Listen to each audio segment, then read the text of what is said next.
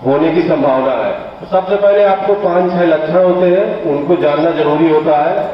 पहला, 2 हफ्ते से अगर किसी को लगातार खांसी आ रही हो, दवा कराने पर भी नहीं सही हो पा रहा है, तो उसमें संभावना व्यक्त की जाती है।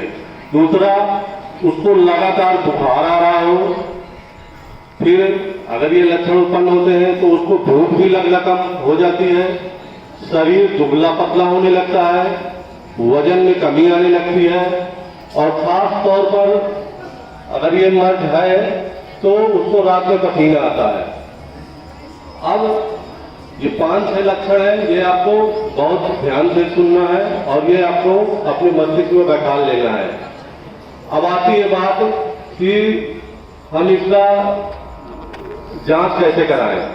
मान लीजिए जैसे ये लक्षण हो गए, हम इसकी जांच कैसे कराएं। इसकी जांच 2 तरीके से होती है। ये सभी जांचें सरकारी अस्पताल में निःशुल्क उपलब्ध है।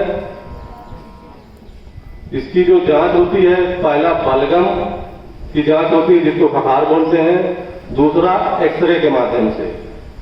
तो सबसे पहले मान लीजिए हमें खांसी आ गई है, 2 हफ्ते से ज्यादा हो गए, हमें और लक्षण बुखार आ रहा है, भूख नहीं लगती है, वजन घट रहा है, तो हमें तुरंत जाके अपने नजदीकी सरकारी अस्पताल में डॉक्टर को दिखाना है, लक्षण बताना है।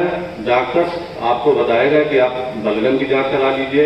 मान लीजिए बलगम की जांच में नई रिपोर्ट आती है, पॉजिटिव निगेटिव आता है, फिर भी सिम्टम्स आ रहे हैं आपको, तो डॉक्टर हमारा एक्सरे, आपका छाती का एक्सरे कराएगा। उसमें अगर क्लियर होता है तो आपका इलाज चलता है। तो ये 2 प्रकार की जांचें होती हैं, यानी कि बलगम की जांच और एक्सरे की जांच। अब बलगम की जांच भी 2 प्रकार से की जाती है। पहला, मान लीजिए आप डॉक्टर के पास गए तो तुरंत आपको स्पॉट का बलगम देने के लिए कहेगा, तो तुरंत आपका बलगम स्पॉट कर लिया जाएगा।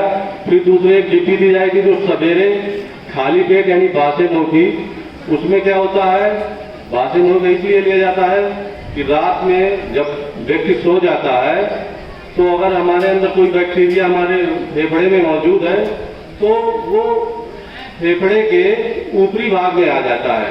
तो जैसे ही हम सवेरे जगेंगे तो वो खांसने और छींकने से हमारे बलगम निकालने के दौरान वो बैक्टीरिया बलगम में हमारे आ जाएगा। तो इससे क्या होगा, मशीन हमारी बैक्टीरिया को पकड़ लेती है। ठीक है। अब इसका देखिए इलाज कैसे किया जाता है। इसका इलाज 6 महीने के लिए होता है।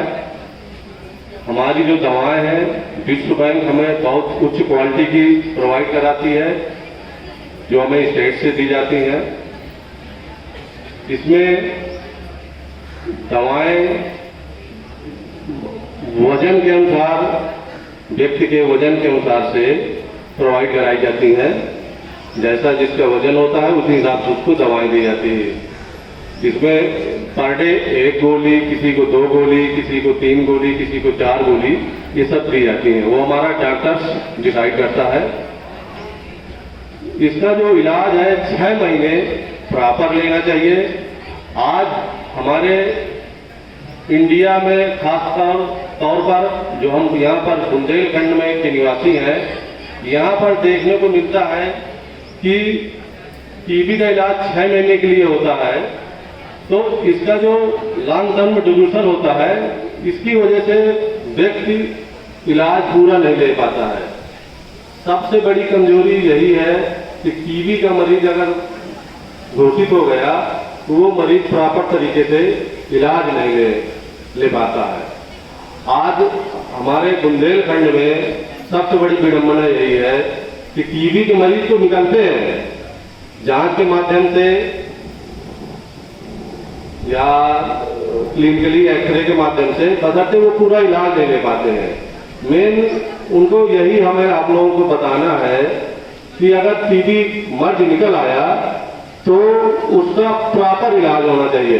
अगर हम प्रॉपर इलाज नहीं लेंगे तो वो व्यक्ति अपने घर में सबसे पहले फैलाएगा, फिर अपने पड़ोस में फैलाएगा, फिर अपने समाज में फैलाएगा।